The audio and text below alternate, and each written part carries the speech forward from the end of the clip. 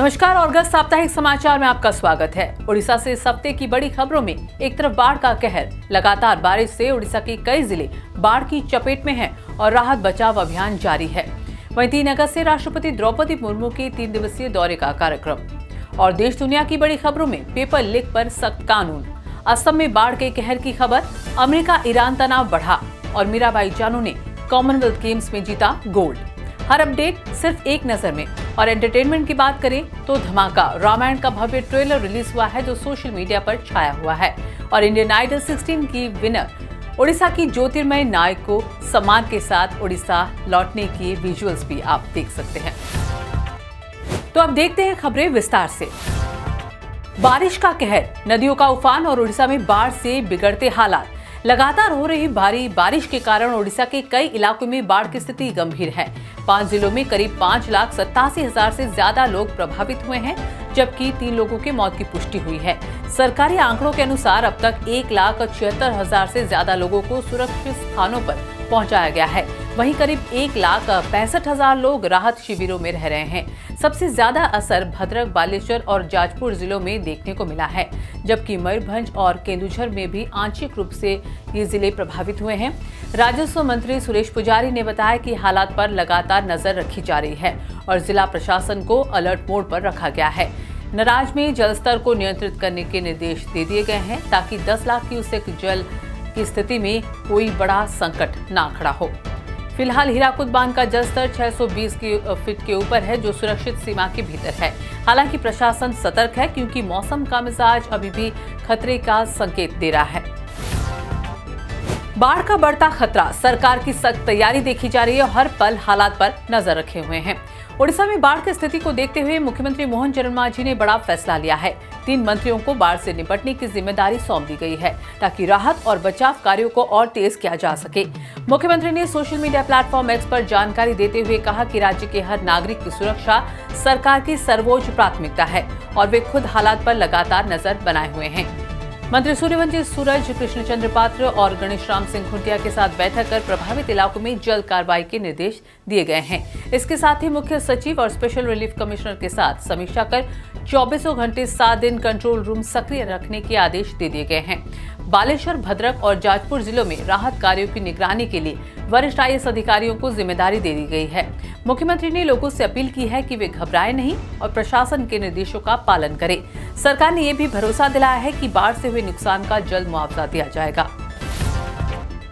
बारिश का प्रहार, बाढ़ का विस्तार और उड़ीसा में हालात से निपटने के लिए सख्त कदम उठाए गए हैं। उड़ीसा में बाढ़ की गंभीर स्थिति को देखते हुए सरकार ने बड़ा फैसला लिया है। बाढ़ प्रभावित जिलों में सभी सरकारी कर्मचारियों की छुट्टियां रद्द कर दी गई हैं।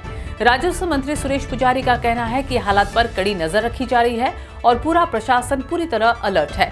जिलाधिकारियों को स्कूलों में छुट्टी घोषित करने के अधिकार भी दे दिए गए हैं ताकि स्थिति के अनुसार जल्द फैसला लिया जा सके। बाढ़ से 6 जिलों के 44 ब्लॉक, 233 पंचायत और 700 से ज्यादा गांव प्रभावित हुए हैं। 2 लाख से अधिक लोग इस आपदा की चपेट में हैं, जबकि ढेंकानाल जिले में 4 लोगों की मौत की खबर है। लगभग 28,000 लोगों को सुरक्षित स्थानों पर पहुंचाया गया है। मौसम विभाग के मुताबिक उत्तर उड़ीसा में हालात सुधर सकते हैं, लेकिन दक्षिण और पश्चिम इलाकों में खतरा बढ़ सकता है।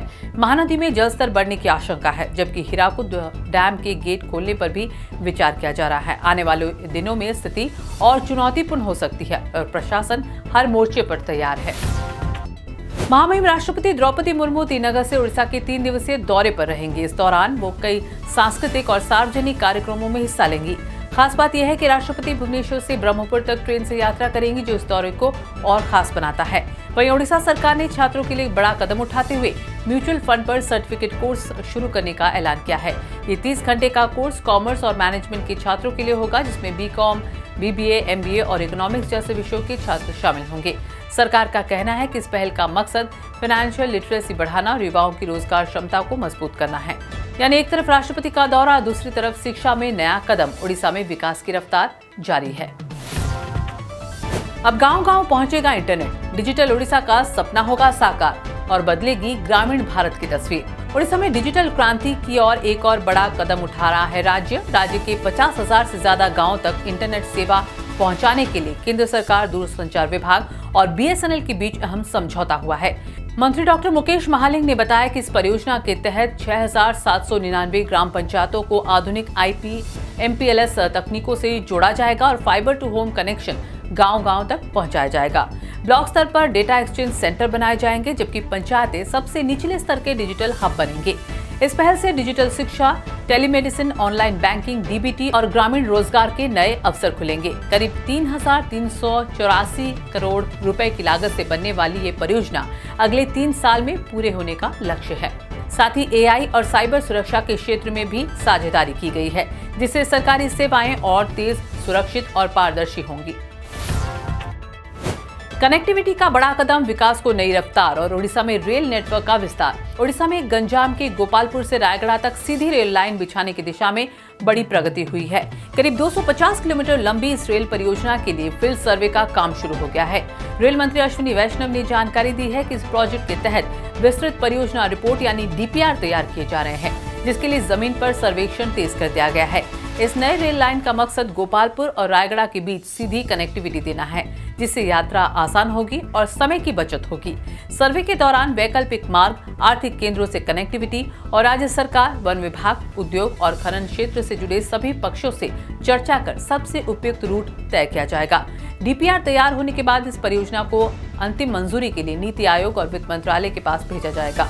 यानी आने वाले समय में ओडिशा के विकास को मिलेगी नई पटरी और नई रफ्तार। ओडिशा सरकार ने हेरिटेज स्कूल योजना के तहत बड़ा कदम उठाया है। राज्य के 100 साल से ज्यादा पुराने 49 स्कूलों को ऐतिहासिक विद्यालय के रूप में विकसित किया जाएगा। इन स्कूलों के आधुनिकीकरण के लिए विस्तृत परियोजना रिपोर्ट यानी DPR तैयार किए जा रहे हैं, जिसमें अब तक 13 स्कूलों की रिपोर्ट बन चुकी है। सरकार ने इस परियोजना की जिम्मेदारी OBCC को सौंपी है और जिला स्तर पर इसकी निगरानी की जा रही है। हर स्कूल में करीब 4 करोड़ रुपए खर्च किए जाएंगे, जिसमें पुराने भवनों को संरक्षित रखते हुए आधुनिक सुविधाएं जोड़ी जाएंगी। इन स्कूलों में गैलरी, ऑडिटोरियम, नए क्लासरूम, स्पोर्ट्स इंफ्रास्ट्रक्चर और हरित वातावरण का विकास किया जाएगा। साथ ही इन स्कूलों के गौरवशाली इतिहास को डिजिटल और विजुअल माध्यम से संरक्षित किया जाएगा। समान की पहल में एक और कदम, विरासत को सलाम और ओडिशा में एक बड़ा नाम बदलाव। ओडिशा सरकार ने फुलबाणी के सरकारी मेडिकल कॉलेज और अस्पताल का नाम बदलने का अहम फैसला लिया है। अब इस संस्थान को स्वामी लक्ष्मणानंद सरस्वती सरकारी मेडिकल कॉलेज और अस्पताल के नाम से जाना जाएगा। स्वास्थ्य एवं परिवार कल्याण विभाग द्वारा जारी अधिसूचना के मुताबिक यह नया नाम 28 जुलाई से लागू हो चुका है। इस फैसले के पीछे स्वामी लक्ष्मणानंद सरस्वती के समाज, खासकर आदिवासी समुदाय के प्रति उनके योगदान को सम्मान देना है। मुख्यमंत्री मोहन चरण मांझी ने इस कदम के जरिए उनकी स्मृति को स्थायी रूप से जीवित रखने की कोशिश की है। सरकार ने इस बदलाव की जानकारी नेशनल मेडिकल कमीशन, DMET और सभी संबंधित संस्थानों को भेज दी है। यानी अब यह मेडिकल कॉलेज सिर्फ इलाज का केंद्र नहीं, बल्कि एक महान व्यक्तित्व की विरासत का प्रतीक भी बनेगा। ओडिशा के कलाहांडी के दाना मांझी एक बार फिर चर्चा में हैं। अपनी पत्नी के शव को कंधे पर उठाकर ले जाने वाली उनकी दर्दनाक कहानी पर बनी शॉर्ट फिल्म लाश अब विवादों में घिर गई है। दाना मांझी ने फिल्म के निर्माता मनोज बाग के खिलाफ आरोप लगाया है कि उनकी जिंदगी पर आधारित फिल्म बिना उनकी अनुमति के बनाई गई। इस मामले में उन्होंने अपने वकील के साथ थाने का रुख किया, लेकिन पुलिस ने इसे बौद्धिक संपत्ति से जुड़ा मामला बताते हुए कोर्ट जाने की सलाह दी है। दाना मांझी का कहना है कि उनकी जिंदगी की सबसे दुखद घटना को फिल्म में दिखाने से पहले उनकी सहमति लेना जरूरी था। बता दें कि 2016 में उनकी कहानी ने वैश्विक स्तर पर सुर्खियां बटोरी थी और स्वास्थ्य व्यवस्था पर बड़े सवाल उठे थे। यानी अब वही कहानी जो कभी सिस्टम पर सवाल थी, आज अधिकार और अनुमति की लड़ाई बन गई है। भगवान श्री जगन्नाथ पर बनी एनिमेशन फिल्म महाप्रभु जगन्नाथ की रिलीज को लेकर चल रहा विवाद अब सुप्रीम कोर्ट पहुंचा, जहां अदालत ने बड़ा फैसला सुनाया है। सुप्रीम कोर्ट ने ओडिशा सरकार की उस याचिका को खारिज कर दिया जिसमें फिल्म की रिलीज पर रोक लगाने की मांग की गई थी। कोर्ट ने साफ कहा है कि कुछ लोगों की भावनाओं के आधार पर कला और रचनात्मकता पर रोक नहीं लगाई जा सकती। जस्टिस BV नागरत्ना और जस्टिस R महादेवन की बेंच ने कहा कि अगर ऐसे मामलों में रोक लगाई जाए तो देवी देवताओं पर बनने वाली सभी कार्यक्रम बंद करने पड़ेंगे, यहाँ तक कि रामायण जैसे धारावाहिक भी। हालांकि कोर्ट ने फिल्म निर्माताओं को सलाह दी कि अगर किसी हिस्से को लेकर विवाद है तो वे अपनी समझ से बदलाव कर सकते हैं। इस फैसले के साथ ही साफ हो गया है कि आस्था का सम्मान जरूरी है, लेकिन रचनात्मकता की आजादी भी उतनी ही अहम है। देश की खबरों में, देश में पेपर लीक पर लगाम कसने के लिए लोकसभा ने बड़ा फैसला लिया है। लोकसभा में एंटी पेपर लीक संशोधन बिल 2026 पास हो गया, जो परीक्षा में गड़बड़ी करने वालों के खिलाफ और सख्त कार्रवाई का रास्ता खोलता है। इस नए कानून के तहत दोषियों को 10 साल तक की जेल, 10 करोड़ रुपए तक का जुर्माना और संपत्ति जब्त करने तक का प्रावधान किया गया है। साथ ही हर राज्य और केंद्र शासित प्रदेश में फास्ट ट्रैक कोर्ट बनाए जाएंगे, ताकि ऐसे मामलों की रोजाना सुनवाई हो और जल्दी न्याय मिल सके। केंद्रीय मंत्री डॉक्टर जितेंद्र सिंह ने कहा कि ये कानून परीक्षा प्रणाली को पारदर्शी बनाने और युवाओं के भविष्य की रक्षा के लिए लिया गया है। यानी नकल और पेपर लीक माफिया पर सख्त वार और मेहनत करने वाले छात्रों के लिए एक मजबूत भरोसा तैयार किया गया है। वहीं देश में बारिश, बाढ़ और तबाही का मंजर असम में देखा गया है, जहां प्रकृति का कहर टूट रहा है तो जिंदगी थम सी गई है। तो देखिए ये बड़ी खबर, असम में बाढ़ की स्थिति बेहद भयावह हो गई है। पिछले 24 घंटों में 7 और लोगों की मौत के साथ मृतकों की संख्या बढ़कर 75 हो गई है।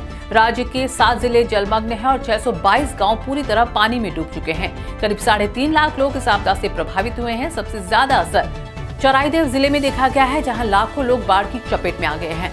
हजारों हेक्टेयर फसल भी बर्बाद हो चुके हैं। राहत और बचाव के लिए 80 से ज्यादा कैंप बनाए गए हैं, जहां 32,000 से ज्यादा लोग शरण लिए हुए हैं। भारतीय वायुसेना, एनडीआरएफ और एसडीआरएफ की टीमें लगातार रेस्क्यू ऑपरेशन में जुटी हैं। वहीं असम सरकार ने मृतकों के परिजनों को मिलने वाली सहायता राशि को 4 लाख से बढ़ाकर 9 लाख रुपए कर दिए हैं। उधर भारी बारिश के चलते उत्तराखंड में चारधाम यात्रा को अस्थायी रूप से रोक की खबर, यानी देश के कई हिस्सों में बारिश अब राहत नहीं बल्कि बड़ी चुनौती बनी है। अब देखते हैं खबर, एक साधारण जिंदगी या करोड़ों का काला सच।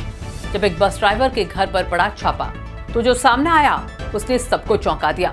पश्चिम बंगाल के वीरभूम जिले से एक हैरान करने वाला मामला सामने आया है। पुलिस रेड के दौरान एक पूर्व बस ड्राइवर के घर से 28 करोड़ रुपए कैश और करीब 15 किलो सोना बरामद हुआ है। बताया जा रहा है कि जब्त किए गए सोने की कीमत करीब 21 करोड़ रुपए आंकी गई है।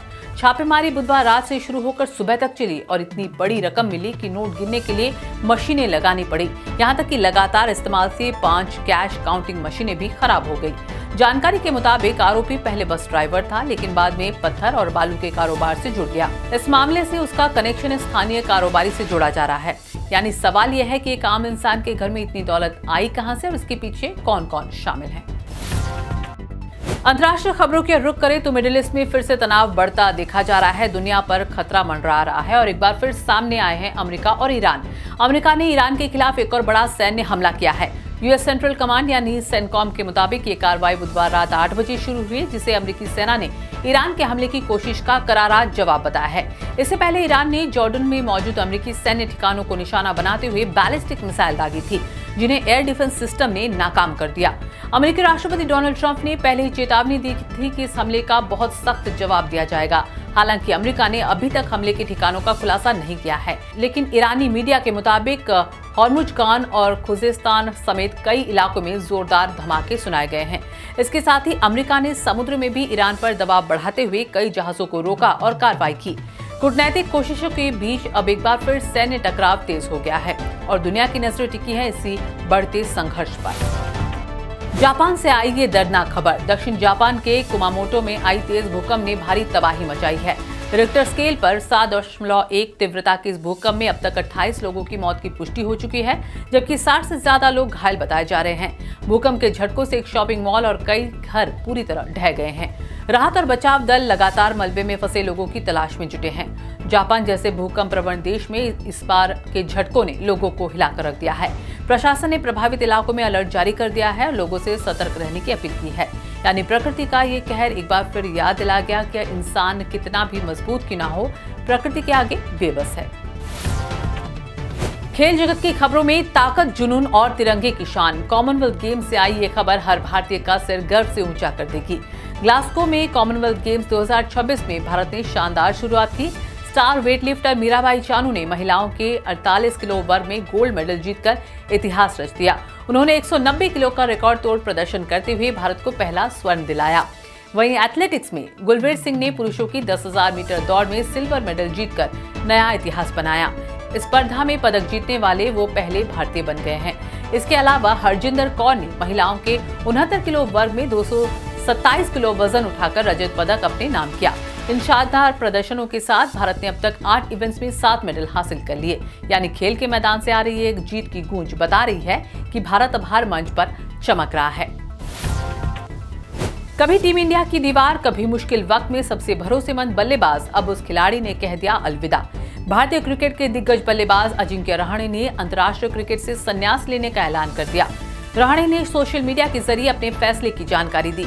लंबे समय से टीम से बाहर चल रहे रहाणे ने अब वापसी की उम्मीद छोड़कर ये बड़ा कदम उठाया। टेस्ट क्रिकेट में अपनी खास पहचान बनाने वाले रहाणे ने भारत के लिए 85 टेस्ट में 5077 रन, जिसमें 12 शतक शामिल हैं। वनडे में उन्होंने करीब 3000 रन, जबकि टी20 में भी टीम इंडिया का प्रतिनिधित्व किया। रहाणे ने 6 मैचों में टीम इंडिया की कप्तानी की और खास बात ये रही कि उनकी कप्तानी में भारत एक भी मैच नहीं हारा। उनकी अगुवाई में भारत ने 2021 में ऑस्ट्रेलिया में ऐतिहासिक बॉर्डर गावस्कर ट्रॉफी भी जीती थी। यानी एक शांत सदी हुई और भरोसेमंद बल्लेबाजी का दौर अब इतिहास बन गया है। मनोरंजन जगत की खबरों में भारतीय सिनेमा के इतिहास में एक नई शुरुआत। एक ऐसी कहानी जो सदियों से हमारे दिलों में बसी है, अब बड़े पर्दे पर भव्य रूप से लौट रही है। रामायण पार्ट 1 का बहुप्रतीक्षित ट्रेलर रिलीज हो चुका है और रिलीज होते ही इसने सोशल मीडिया पर धूम मचा दी। 30 जुलाई की सुबह ब्रह्म मुहूर्त में 5 भाषाओं में हिंदी, कन्नड़, तेलुगु, तमिल और मलयालम में लॉन्च हुए इस ट्रेलर में भव्यता और भावनाओं का शानदार संगम देखने को मिला। ट्रेलर की शुरुआत होती है यश के रावण अवतार से, जो लंका के राजा बने नजर आते हैं। वहीं रणबीर कपूर भगवान राम के रूप में, साई पल्लवी माता सीता के रूप में और रवि दुबे लक्ष्मण के किरदार में पूरी तरह सटीक दिख रहे हैं। सीता हरण, शूर्पणखा प्रसंग और वनवास जैसे महत्वपूर्ण दृश्य ट्रेलर में बेहद प्रभावशाली तरीके से दिखाए गए हैं। फिल्म का निर्देशन नितेश तिवारी ने किया है। म्यूजिक में ऑस्कर विजेता हंस जिमर और AR रहमान का जादू देखने को मिला। दुनिया भर में दिवाली 2026 पर रिलीज होने जा रही ये फिल्म भारतीय संस्कृति को वैश्विक मंच पर नई पहचान देने की कोशिश है। उड़ीसा के लिए बड़ी खबर है। मनोरंजन जगत से सपनों की उड़ान और मेहनत की पहचान। वहीं उड़ीसा के बेटे ने पूरे देश में जीत का डंका बजाया है। इंडियन आइडल सीजन 16 की विजेता ज्योतिर्मयी नायक को उड़ीसा के मुख्यमंत्री मोहन चरण मांझी ने सम्मानित किया। इस खास मौके पर मुख्यमंत्री ने उन्हें 5 लाख रुपए का नकद पुरस्कार देने की घोषणा की। ज्योतिर्मयी ने अपनी ट्रॉफी मुख्यमंत्री को भेंट करते हुए अपने संघर्ष और सफलता की कहानी साझा की। उन्होंने बताया कि कैसे कड़ी मेहनत, समर्पण और जुनून ने उन्हें इस मकाम तक पहुंचाया। मुख्यमंत्री ने उनकी इस उपलब्धि को उड़ीसा के लिए गर्व का क्षण बताते हुए भगवान जगन्नाथ के आशीर्वाद से ज्योतिर्मयी ने राष्ट्र स्तर पर राज्य का नाम रोशन किया है। भगवान जगन्नाथ के आशीर्वाद से ज्योतिर्मयी ने राष्ट्र स्तर पर राज्य का नाम रोशन किया है। सिर्फ गायन ही नहीं, ज्योतिर्मयी अपने संगीत के जरिए कैंसर मरीजों को म्यूजिक थेरेपी भी देती हैं।